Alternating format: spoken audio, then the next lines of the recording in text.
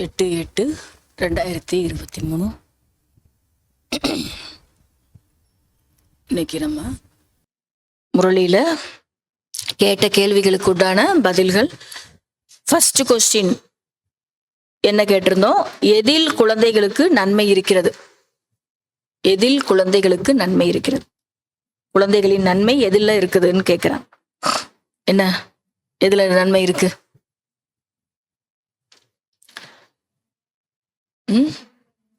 எந்த, அதாவது சங்கமிகம் நன்மை இருக்கு, அது ரைட்டு. இப்ப நம்ம எந்த விஷயத்தின் மூலமாக குழந்தைகளுக்கு இதுல நன்மை இருக்கு? டிராமா நினைக்கணும். பதில் ஒரு சிவபாபாவை தான் நினைவு செய்ய வேண்டும். அதாவது என்ன நடந்தாலும் உங்களுக்கு கனெக்ஷன் யாருகிட்ட இருக்கு? சிவபாபா கிட்ட இருக்கு.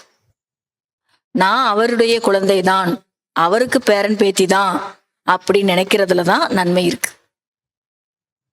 இதெல்லாம் பார்த்துட்டு போயிட்டு இருந்தீங்கன்னா கஷ்டம்தான் வரும் இல்லையா? ரெண்டாவது கேள்வி என்ன கேட்டிருந்தோம்? யாருடைய நிலை நன்றாக இருக்கிறது? யாருடைய மனநிலை நன்றாக இருக்கும்?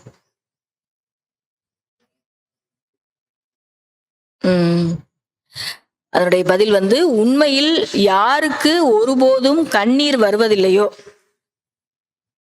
கண்ணுல இருந்து கண்ணீர் வரக்கூடாது, அப்படிப்பட்டவங்களுடைய மனநிலை தான் ரொம்ப நல்லா இருக்கும். எதுக்கும், ஏன்னா அந்த சோகத்தினுடைய அடையாளமே என்ன? கண்ணீர் தான். கவலையினுடைய அடையாளம் என்ன? கண்ணீர் தான். அது வரக்கூடாது. அது வந்ததுன்னா நம்ம மனநிலை நல்லா இல்லைன்னு அர்த்தம். அதனால அது வராம பார்த்தோம். மூணாவது கேள்வி என்ன கேட்டிருந்தோம்? ஆடாத நிலையான ராஜ்யம் அடைய வேண்டும் என்றால் எப்படி இருக்க வேண்டும்? எப்படி இருக்கணும்? ஆடாம நிலையாத அந்த ராஜ்யத்தை நம்ம பெறணும்னா இப்ப எப்படி இருக்கணும்? இங்க சங்கமிகத்துல. அதனுடைய பதில்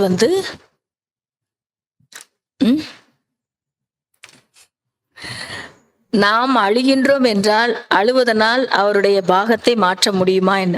ஆகையினால் குழந்தைகள் முற்றிலும் அசரீரியாக, சாந்தியாக மற்றும் சிரித்த முகத்தோடு இருக்க வேண்டும். அப்பதான் அந்த ஆடாத நிலையான ராஜ்யத்தை பெற முடியும். யாரு சரீரத்தை விட்டாலும் அவங்களுடைய பாகத்தை நம்ம மாற்ற முடியாது. இந்த விஷயத்தை பொறுத்து அந்த மாதிரி ஒரு சூழ்நிலை ஏற்பட்டுச்சுன்னா நீங்க எப்படி இருக்கணும்னா, அசரீரியா இருங்க, சாந்தமா இருங்க, சிரிச்ச முகத்தோடு இருக்கணும்.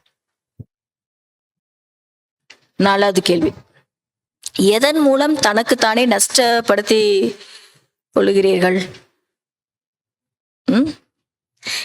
அதனுடைய பதில் எந்த சூழ்நிலையிலும் இது என்ன நடக்கிறது, இப்படி ஏன் ஆனது என்று ஏதேனும் சந்தேகம் யாருக்காவது வந்தால் அதன் மூலம் தனக்குத்தானே நஷ்டப்படுத்தி கொள்கிறீர்கள்.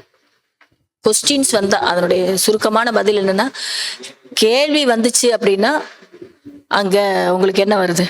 நஷ்டம்தான்.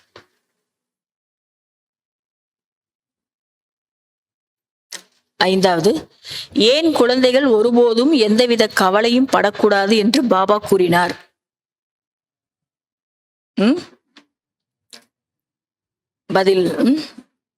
பதில் மம்மா போய்விட்டார், இவர் போய்விட்டார், அவர் போய்விட்டார். ஆத்மா சேவைக்காக தானே போயிருக்கு. அனைத்து சரீரமும் சாம்பலாகித்தான் தீர வேண்டும். ஆகையால் குழந்தைகள் ஒருபோதும் எந்த கவலையும் படக்கூடாது. எல்லாருமே ஒரு நாள் போகத்தான் போறாங்க. எல்லாருடைய சரீரமும் சாம்பலாகத்தான் போகுது. எல்லாரும் போகத்தான் போறாங்க. அதனால இது துக்கப்படக்கூடிய விஷயமாக எடுத்துக்கொள்ள கூடாது. அவங்க சேவைக்காக தான் போனாங்க, இன்னொரு பார்ட் ஆரம்பமாயிருச்சு, அதுக்காக தான் போனாங்க, இதுல கவலைப்படக்கூடாதுன்னு பாபா சொல்லியிருக்கிறாரு. அடுத்த ஆறாவது, யார் ஆன்மீக ஆனந்தத்தில் இருப்பார்கள்? ஆன்மீக சந்தோஷத்துல யாரால இருக்க முடியும்? பதில் யார் உண்மையான உள்ளத்தோடு வள்ளல், வரதாத்தா, விதாத்தா, இல்லையா வரங்களை கொடுக்கக்கூடிய தந்தை, விதியை அமைப்பவர், சந்தோஷப்படுத்துபவர்கள் தான் ஆன்மீக ஆனந்தத்தில் இருப்பார்கள். பாபாவை சந்தோஷப்படுத்தக்கூடியவர்கள் தான் இங்க ஆன்மீக ஆனந்தத்துல இருப்பாங்க. அவர் யாருன்னா தாத்தா, விதாத்தா, வரதாத்தா. இல்லையா? வரங்களை கொடுக்கக்கூடியவர், பாக்கியத்தை கொடுக்கக்கூடியவர், வள்ளல். அப்படியாப்பட்டவரை உண்மையான மனதோடு திருப்திப்படுத்திட்டீங்கன்னா இங்க நீங்க மகிழ்ச்சியாக ஆனந்தத்துல இருக்கலாம், ஆன்மீக ஆனந்தத்துல இருக்கலாம். அடுத்து ஃபில்லிங் த பிளாங்க்ஸ் முதல்ல பாபா டேஸ் ஆவார், கல்யாணக்காரி ஆவார். ரெண்டாவது, மம்மா அனைவரையும் விட டேஸ் குழந்தை என்று புகழ் பாடுகிறார். நம்பர் 1 சேவாதாரி குழந்தை. அவருடைய புகழ் என்ன? நம்பர் 1 சேவாதாரி குழந்தை. அந்த மாதிரி புகழ் பாடப்பட்டிருக்கு. மூன்றாவது, பாபாவே டேஸாக இருக்கும்போது குழந்தைகளும் டேஸாக பார்க்க வேண்டும். ஆமா, பாபாவே சாட்சியாக பார்க்கும்போது குழந்தைகளும் சாட்சியாக பார்க்க வேண்டும். அடுத்து நான்காவது, ஞானத்தின் மூலம்தான் நாம் டேஸ் ஆகின்றோம். இந்த ஞானத்தால தான் நாம என்ன ஆகிறோம்?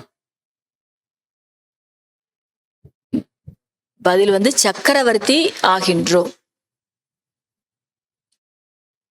அடுத்து, யார் பாபாவையும் ஞானத்தையும் மறக்கிறார்களோ அவர்களுக்கு டேஸ் ஏற்படும், கவலை ஏற்படும். ஆறாவது, அனைத்தும் டேஸில் தான் உள்ளது, முயற்சியின் ஆதாரத்தில் தான் உள்ளது. அடுத்து சரியா தவறா? ஃபர்ஸ்ட், உங்களுடைய முயற்சியே துக்கமான அப்பாவி மனிதர்களுக்கு சாந்தியின் வழியை சொல்லுவது. உங்களுடைய முயற்சி அப்பாவி மக்களுக்கு சாந்தியின் வழியை சொல்லுவது. சரியா தவறா?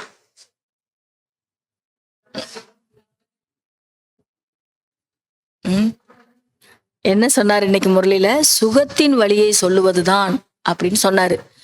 ஆனா இங்க என்ன சொல்லியிருந்தோம்? சாந்தியின் வழியை சொல்லு. அதனால பதில் தவறு.